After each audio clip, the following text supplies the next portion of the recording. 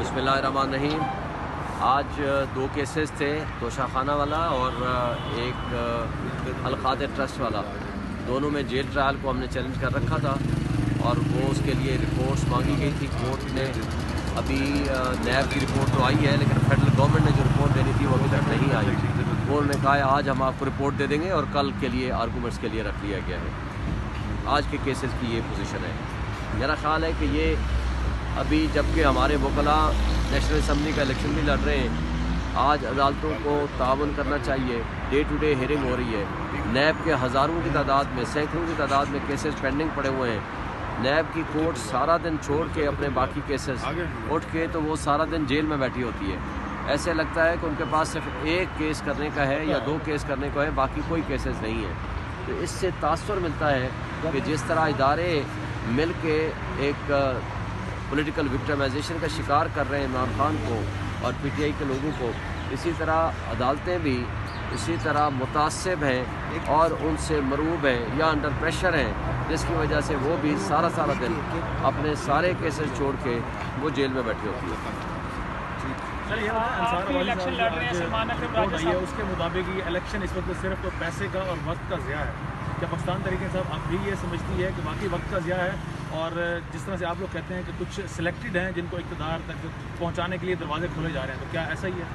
देखिए, सारे इदारे मिलके यही काम कर रहे हैं, सारे मुख्तदर तबके मिलके यही काम कर रहे हैं। इलेक्शन कमीशन यही कर रहा है और अदलिया भी यही कर रही है, उनके साथ सहूलतकारी कर रही है। लेकिन एक बात तय है, अवाम ने भी फैसला कर लिया है कि हमने इन चोरों को, लुटेरों को, उस माफिया को जिन्होंने इस मुल्क का पैसा लूट के मुल्क से बाहर ले गए हैं, जिन्होंने इमरान खान और इस मुल्क के ऊपर जबर, जुल्म, तशद्दुद किया है, उनको वोट नहीं देना। अब ये जंग जो है अवाम की, पब्लिक की वर्सेस मुख्तदर लोगों की है।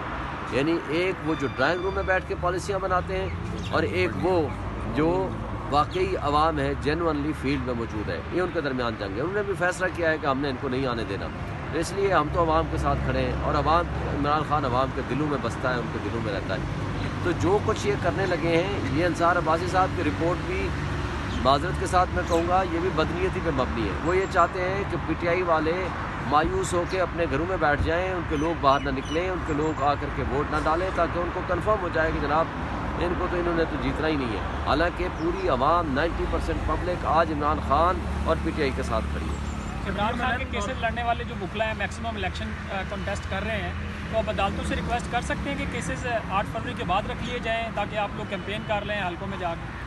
अल्लाह आपकी ज़बान मुबारक करे, लेकिन अदलिया ऐसा काम करे तो, अगर अदलिया वाकई आज़ाद है, इंसाफ में मबनी फैसले उन्हें कर रहे हैं, तो वो ये कर लेने चाहिए थे। अब एक दिन के लिए भी जस्टिस आमिर फारूक साहब के पास जो बेंच में, मैंने कहा जी एक दिन के लिए स्टे दे दो, उन्होंने वो भी नहीं दिया। मैंने कहा अच्छा जी आप 2 दिन के लिए इनसे अंडरटेकिंग ही ले लें कि ये ट्रायल नहीं कराएंगे, वो भी उन्होंने नहीं किया जी कल फैसला करेंगे। अभी तक रिपोर्ट वो नहीं दे रहे, यानी अदालतों में से वो डिले कर रहे हैं। हम अपनी कंपेन छोड़ के सारा दिन अदालतों में बैठे होते हैं, लेकिन जो कुछ ये कर रहे हैं सारी दुनिया देख रही है, कौम देख रही है, इंटरनेशनल मीडिया देख रही है, और जो कुछ है वो सारा इनके सामने, आंखों के सामने नज़र आ रहा है। लेकिन पूरी दुनिया के दहशतगर्दी के मुकदमे, करप्शन के मुकदमे, बिलियंस ऑफ रुपीज़ के करप्शन के मुकदमे, सब छोड़ के सिर्फ एक काम है, किस तरह इमरान खान को जेल में ट्रायल किया जाए और किस तरह उसको सज़ा दी जाए। हालांकि ये वो जज साहब हैं जिसको कुरान मजीद की जब आयत पढ़ के सुनाई गई तो पता चला कि जनाब वो गिर गए, पता चला, और हॉस्पिटलाइज्ड हो गए, और उसके बाद से उसने छुट्टी की दरख्वास्त दे दी। उसके बावजूद उनको घसीट के शायद लाया जाता है या उठा के लाया जाता है, किस तरह लाया जाता है, वो जा करके उनको कहा जाता है कि आप ट्रायल मुकम्मल करो। तो ये जो कुछ हो रहा है, ट्रायल के नाम पे तमाशा हो रहा है, इंसाफ के नाम पे नाइंसाफ़ी का धब्बा लगाया जा रहा है, लेकिन ये इंसाफ नहीं है। फैज़ साहब, आप जिस ग्राउंड पर अपनी पॉपुलैरिटी का क्लेम करते हैं कि इमरान खान ना झुका है, ना कंप्रोमाइज़ किया है, ना डील किया है, मगर कल मिस्टर गौहर साहब इस मामले में बिल्कुल साफ उन्होंने कहा है कि एस्टेब्लिशमेंट हमारे साथ बैठने के लिए तैयार है और मुज़ाकरात के लिए तैयार है।